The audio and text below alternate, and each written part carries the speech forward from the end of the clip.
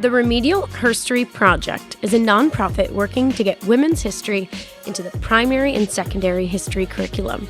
To help us meet our goal, we produce media, lesson plans, and so much more. You can check it out on our website, www.remedialherstory.com.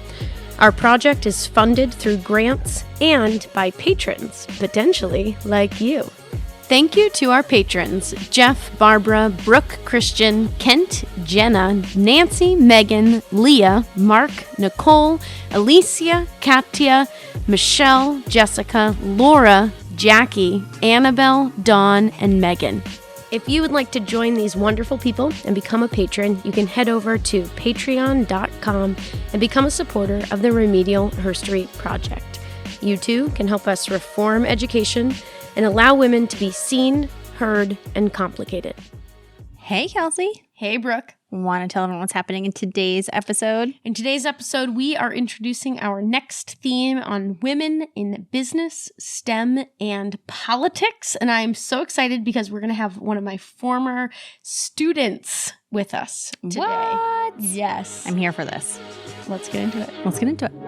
Hello, and welcome to Remedial Herstory, the other 50%, the podcast that explores what happened to the women in history class. Now, here's your host, Kelsie Brooke Eckert, and her partner in crime, Brooke Neva Sullivan. In this episode, we're going to be asking the question, how far have we come for women in business, STEM, and politics, and how far do we still have to go? And today we're going to be joined by Ally Orr, who was a student of mine on a Normandy abroad experience. What year is this? 2016. It is June, the anniversary of the big event, D-Day. And we have all of these wonderful students from across the country. I'm coming from New Hampshire. Ally's coming from Washington. And we are headed to France to study D-Day. And she is obviously an all-star student because she was selected. You don't just get a trip to France for being mediocre. Yeah, she's amazing. But unfortunately, she's going to be joining us today to talk about how far we sadly still have to go for women in business, STEM, and political science. I'd like to say I'm shocked, but per this podcast, nope, not shocked. Not shocked. But so glad that Ally's here to talk about it, and it's exciting to get to meet one of your former students. I really haven't met many, so I was curious if your fictitious career was real. So we are introducing our final theme of the 2021-2022 school year podcast. We're going to be talking about women in business and STEM. In the upcoming theme, we are taking you back to women in England in 16th century England to talk about business there. Awesome. We're talking about women in colonial Louisiana, freed Black women who are women of industry, crushing it in business. And cool. So we have a lot of really cool, amazing historic episodes to talk about on this theme. But Ally's joining us because she has had a really crazy senior year of college. And it's kind of bizarre looking at this adult human in front of me who I knew as a high schooler. But she has had a bizarre senior year because one of the professors at her institution, poli-sci, as a former poli-sci professor, student, I'm a little pissed, but a poli-sci professor nonetheless who made some pretty horrible comments about women and about women in business, STEM, and political science, as well as medical field, I believe. Ally can correct me. And I am so excited to have her here to amplify her voice and to have her share this story. So Ally, can we turn it over to you and have you introduce yourself to our audience? Hi, and thank you so much for having me on today. I'm really excited. This is crazy seeing you all over again, but 6 years later. Yeah. I love this so much. Yeah, so my senior year was absolutely crazy. I thought I was just going to lay low post-COVID, just try and get through without getting sick. But I actually got sick with something else. I got sick of a professor who was very... And so Ally, for our audience, you recently graduated. You're no longer in college. Yes, I recently got my marketing degree from Boise State just a month ago. Congratulations. 1 month closer to retirement, right? Yeah. Oh my gosh, you have your whole life ahead of you. But yeah, so during December, which I'm about halfway through my senior year, I came across an article from a professor at Boise State who has stated that women are more medicated, meddlesome, quarrelsome when they're in the workforce, and that fewer women should be recruited into STEM, medicine, and law. And of course, I was angry. All my friends were angry. Parents are angry. Everyone around me is angry. And I'm also embarrassed because this happened at my university and now it's going viral. And all of my friends who know I go to Boise State are saying, really? This professor's at your school? Yes, he was at mine. And just terrible. And so I'm looking into this professor and I'm trying to understand why he would say such things. Did he get up there and say something stupid? Was this random? Very not random. There are books and podcasts and articles written about his thoughts on women that shouldn't be in the workforce. And lo and behold, I watched the whole 15-minute video that he had that was filmed at the National Conservatism Conference just a month prior in November, and where he had stated these things. And so, of course, as I am a Gen Z, I go online, post how angry I am about it. But that didn't do anything. Nice. And yep, very Gen Z. And it didn't do anything. I was in an echo chamber with all my friends who also believe that women should be able to do whatever they want. And I felt pretty helpless. And the day after, we had received an email from our president who was trying her best to lighten the situation a bit and sent out emails saying, we support and we advocate for all women. But it kind of felt like my same Instagram post of what the hell. So yeah. And so to clarify here, like, he has had a chance to retract what he said. He's had a chance to fix it, to clarify maybe anything that has been misperceived, and he like doubles down, and there's like abundant evidence from episodes and scholarship and things that he's written to reinforce that these are in fact his beliefs about women. Very much so his beliefs, and that right after this went viral and people started attacking him and calling him out for it, he released a Twitter video where he doubled down and said, this is what I believe, this is why I'm right. And that's where I got the idea to create a scholarship for the exact women that he said should stay out of those areas of study of STEM, medicine, and law. So in the comments of that video, I'm reading them, hoping that everyone's saying this is crazy. And of course, people are saying this is crazy. And someone commented, someone should make a scholarship in his name for these women.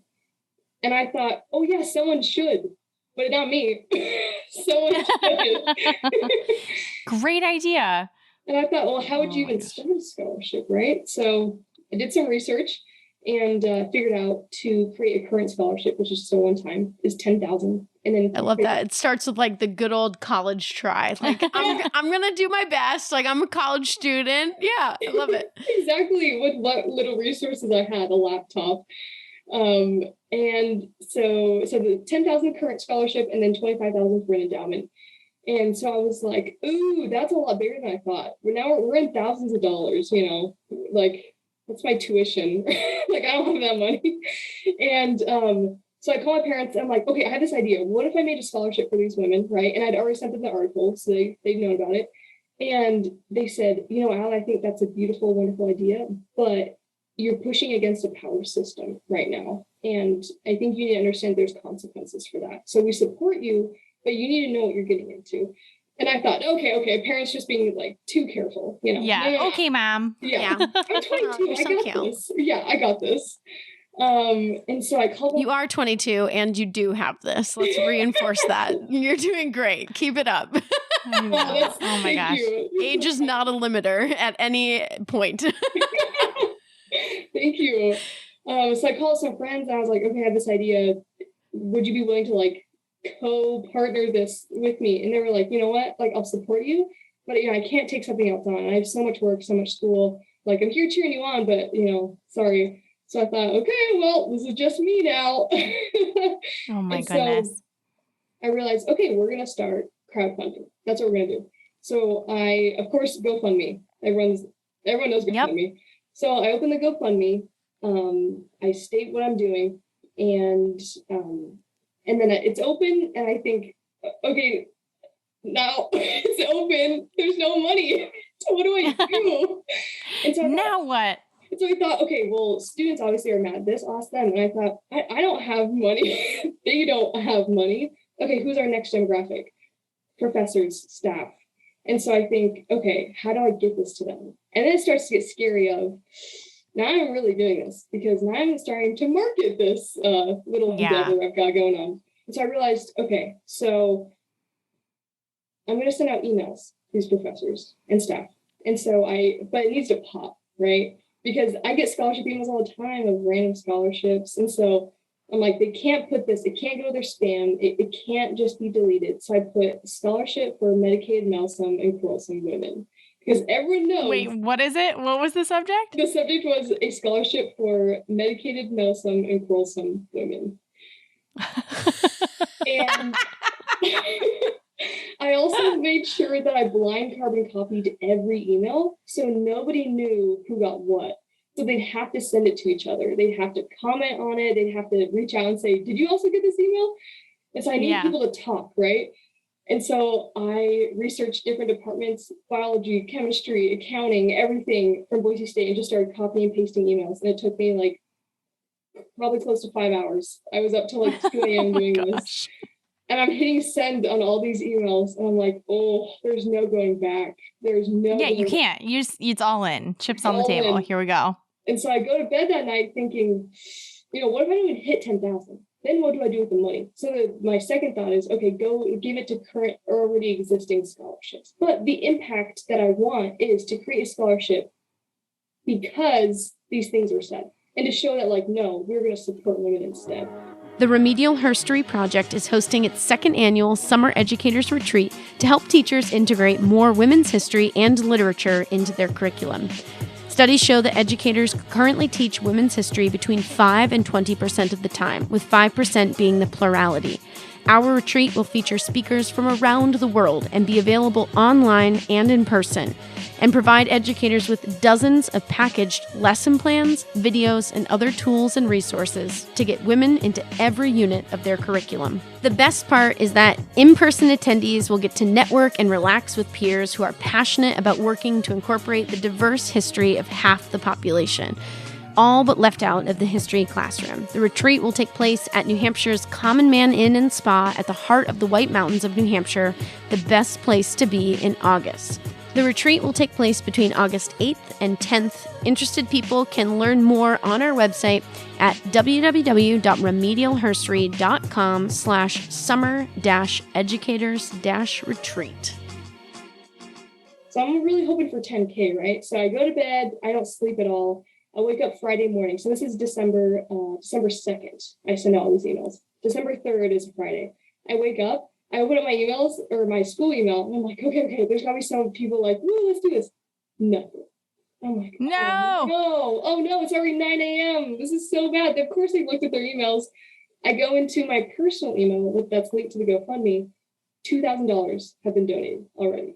And I'm like, what? Overnight. So that morning, obviously people check my email 7 a.m. There was this silent solidarity of, I work here, I have a career here. I can't go against this. To be in, right?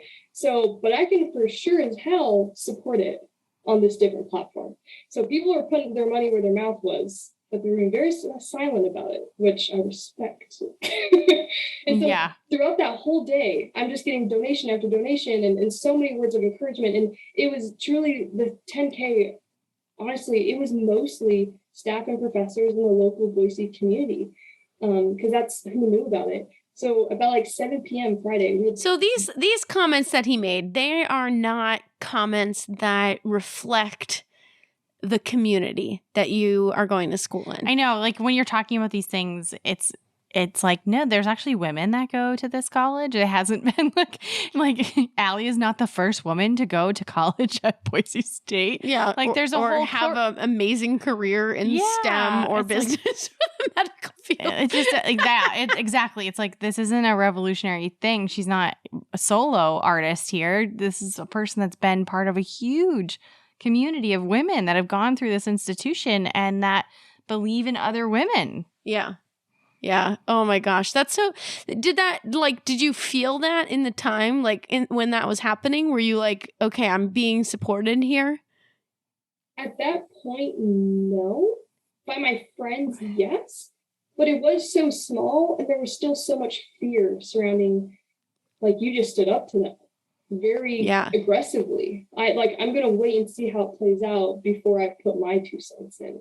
So there's a lot of like, okay, if Ally succeeds, I'll outwardly say it, but like at this point, I'm just going to wait. And I totally understand that. I totally understand because it's not like I was super excited to enter this world. Like it was really scary to open the GoFundMe. I love that because I think a lot of people are scared to take first steps into anything that's different or hard.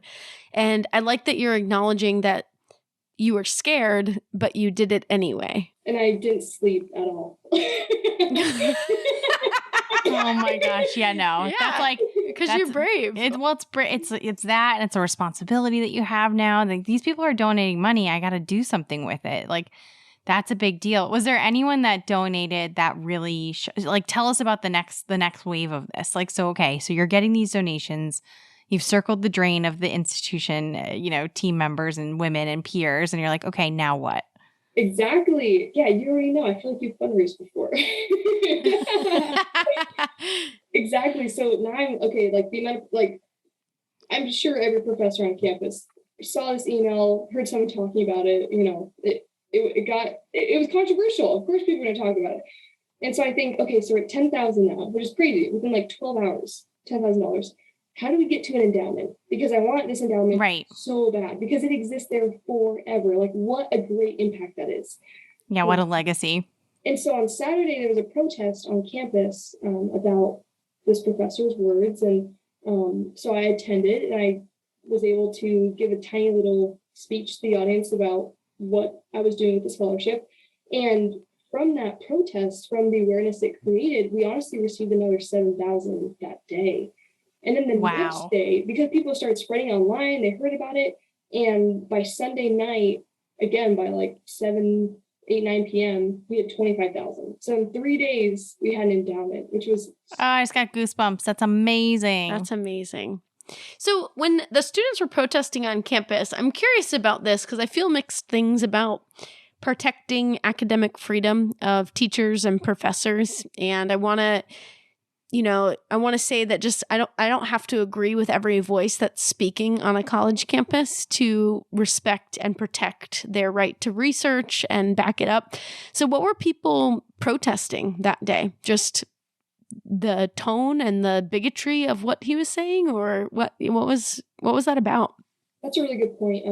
And you're right, like being able to protect everyone's speech. And I think that protest is truly about when your speech inhibits my access to education, that's where we have a problem. You can say whatever you want, but there are also consequences to saying whatever you want. Doesn't mean like nothing happens. That is very hateful. Like think about it the other way. If I started going around saying, you know what, I think men should not be allowed in STEM, medicine, and law. What did you say? Crazy woman. They've always been in those things. And so then is it less crazy that a man would say that about women? So there's like obviously that power structure now of why is it okay that he gets to say that and that there's no consequences? Right. Yeah. And so was there any action taken from the institution after the protest at all, or, any other emails or sent out by the president or the college? At least in the school of business, because I was in marketing, I believe our dean sent emails saying all are welcome.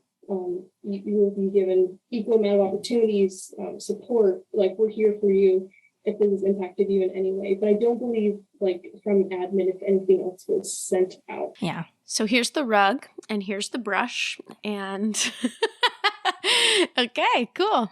I know. That's tough. So, okay, you're a senior in college at this moment. Like, does this affect you as you're thinking about going into business? Like, did you really think about this as like, how does this still exist in today's world? Like, where was your mind at? I think I was hurt and confused. And I think just how you started this podcast of we've come so far. And then moments like this make you remember, wow, we really do have so far to go.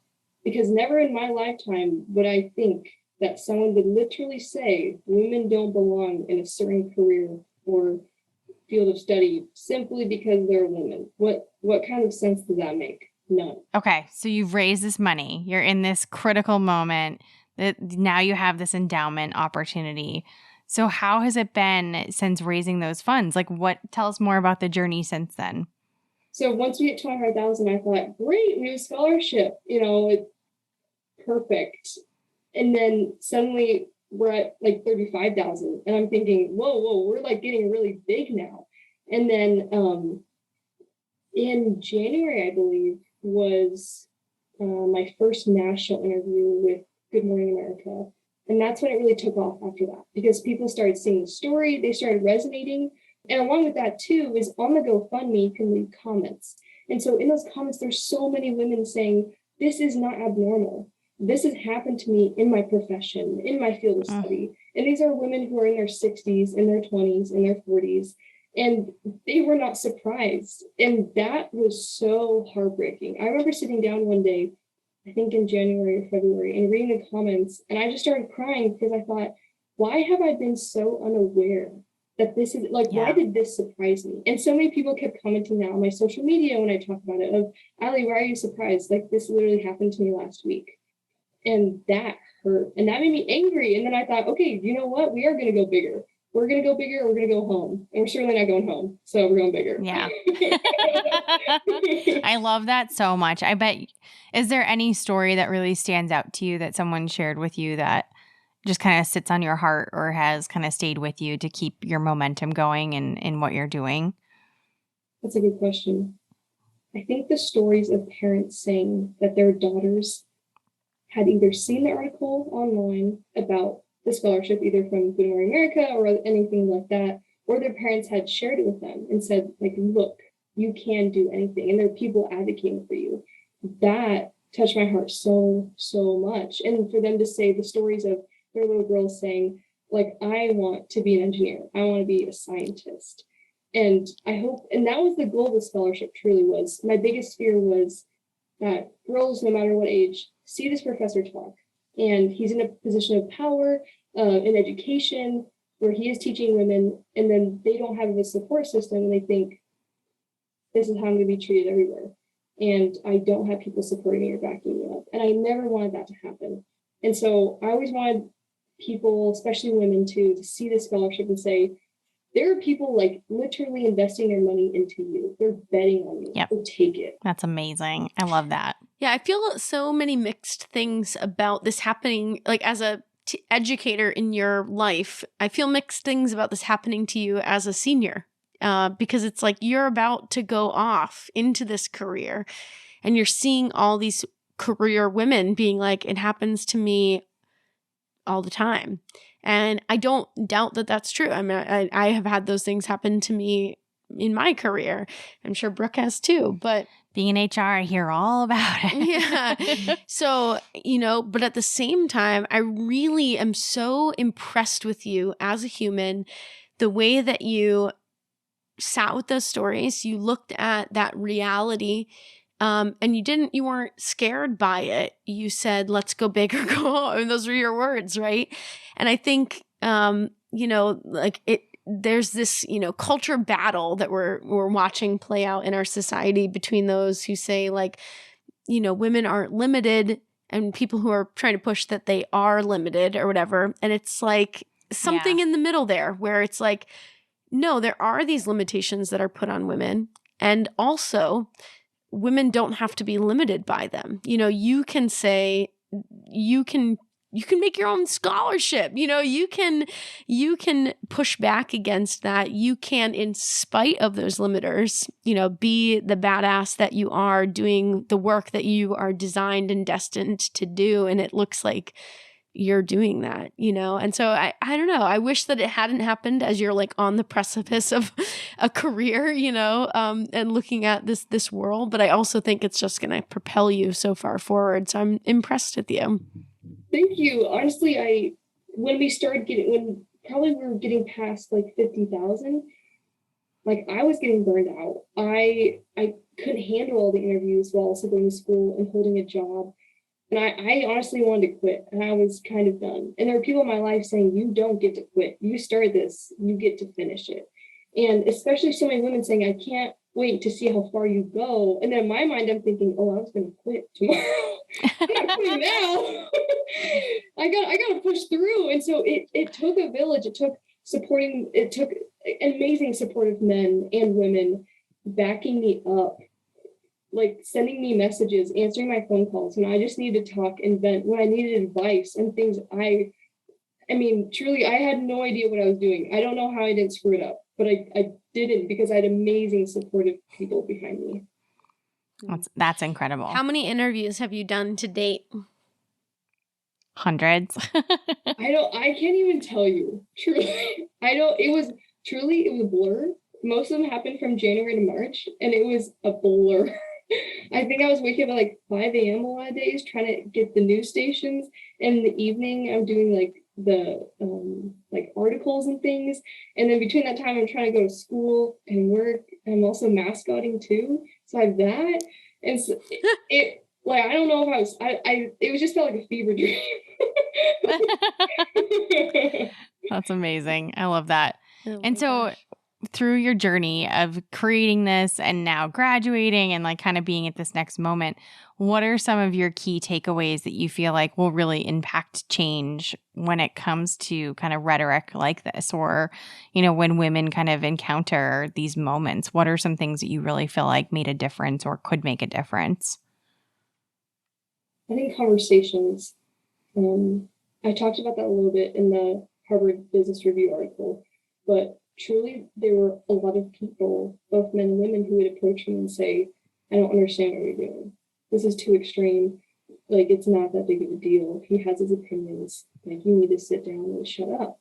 In a more kinder way. And I remember thinking, I just want to be angry and say, how can you not feel hurt by this? Because I am so, so hurt.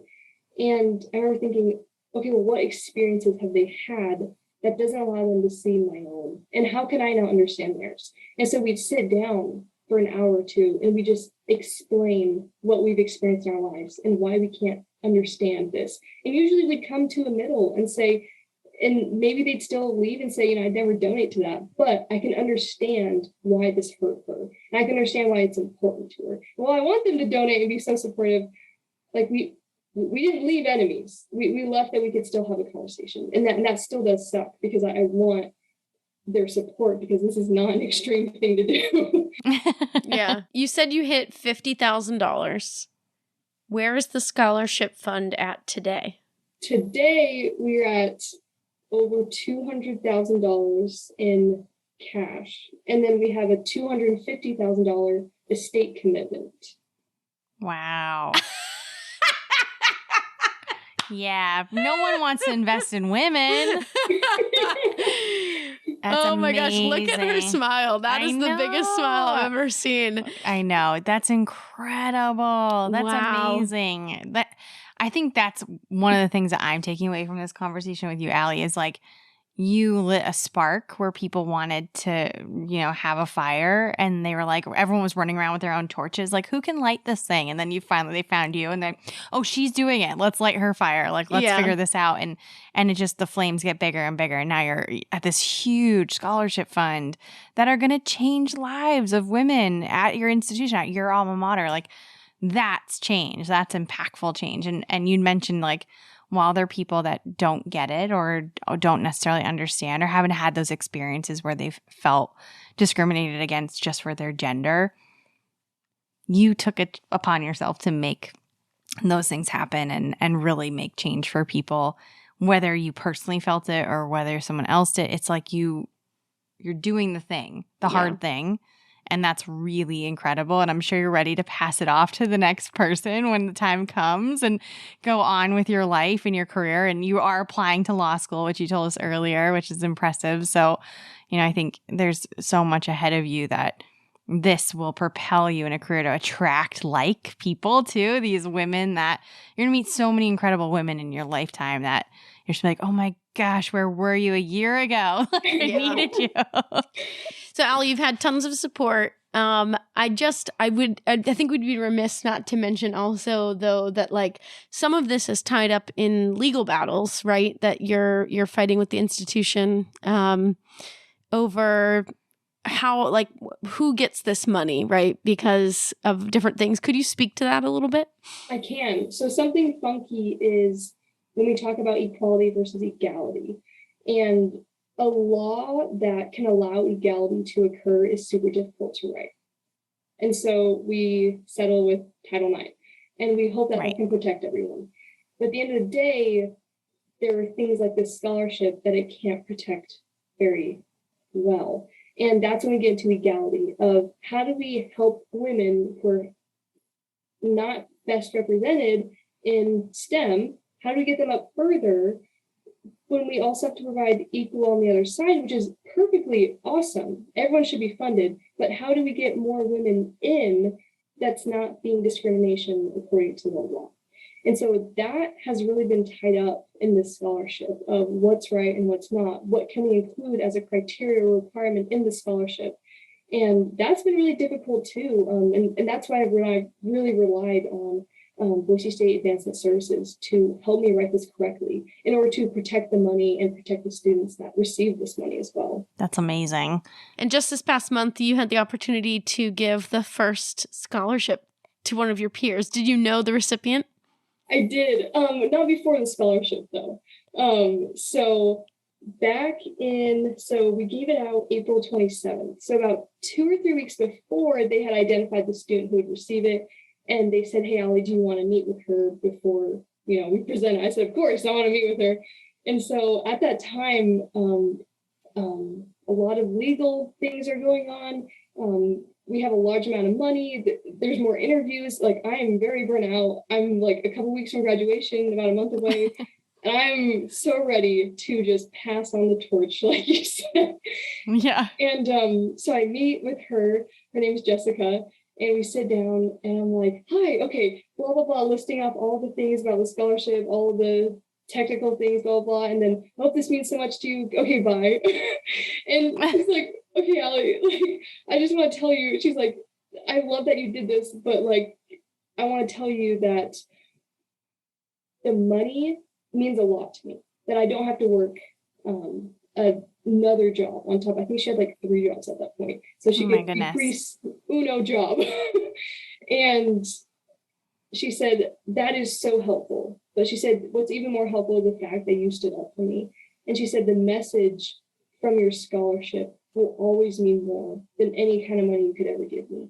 Because you stood up and took a lot of crap for something, for me, at the end of the day, for me. And I sat there trying not to cry. I'm like trying not to cry right now. My goodness. I mean, that's true. Like, you have nothing to gain from this scholarship. Like, you only have things to lose, really. Like I did take all a the lot battles. Of time off of work. Yeah, I'm sure. That's wild. But it was worth it. Like, but truly, like, I mean, financially, yes. The work had to take off of, and my grades did go down. But I gained from this too. Like, I gained the confidence to be able to say, whoa, that's not right. And I never would have done that before. And so sometimes I want to thank this professor and say, thank you for giving me the opportunity to step forwards. Because while I changed my life, I did these things to change my life. You provide the space for me to step into to change my life. Let's not give him too much credit, though. Yeah, no credit to him. But the window, right? Like these moments, and I feel like that's another place that women and men can step into, or like there are always moments of hurt and pain, like, how will you step into that to create change? And I feel like I realized that there are moments every day in my life that I can step into that are not as big as a scholarship or may not ever get that big, but they're still there. Oh, well, Ally, I'm so impressed with you. I'm like trying to look up this quote because it like resonates. It's a Martin Luther King Jr. quote that it's like, injustice anywhere is a threat to justice everywhere. And like, Ally, the minute you saw an injustice is like you took the opportunity to do that. So while you don't want to give this person credit, you saw an injustice and you used your voice and you used the tools you had access to make a moment for others and create space where space was not before. Mm-hmm. And I think to resonate with this theme that we're going off of as women in business, there's a lot of lean in and reach back conversations just being in corporate world. And so there was this big push with Lean In when that book came out of how big it was of like, everyone should lean in, you should all get a seat at the table, and everyone should like just want more and more and more. And now there's this really big push of reach back. And it's really turning around and making sure that women are coming along with you and reaching back to the person that's right behind you to pull them forward. And so I think you really much, embody that methodology. And it's nice to see, being the generation ahead of you, to see the generation behind me. Like, I can't wait to reach back and pull you through. It's like, let's do this. Let's go to the next thing. And like, I want to go to the Lean In crew that's right ahead of me and be like, we're all back here. Like, just reach back. Yeah. Hello. And so it's a cool, while we have a lot to go, a long way to go in business and for women in STEM programs, I think we're creating spaces more. Women are like, well, if a man's not going to create a space for us, we'll do it ourselves. And this is such a great example. You're like, well, if you don't want me here, we'll just make a scholarship and make sure we're here. Yeah, I love it. Ally, I'm so proud of you. I'm so impressed by you. I cannot wait to see what you do with your career. You are incredible. Thank you for joining us on the podcast today. Thank you so much for having me and letting me share my story and knowing of my story too, because as you talk about leaning in, all these moments of being able to share it, like, thank you for leaning in and grabbing me as well. Yeah, absolutely. Well, we appreciate you so much. And I'm so excited to cheer you on and see where you'll head in the future. And thank you for spending some time with us. Thank you. Thanks so much for listening to Remedial Herstory, the other 50%. Please subscribe, rate, and review wherever you listen to your podcasts to bring more voices to the conversation. We really appreciate that effort. Until next time.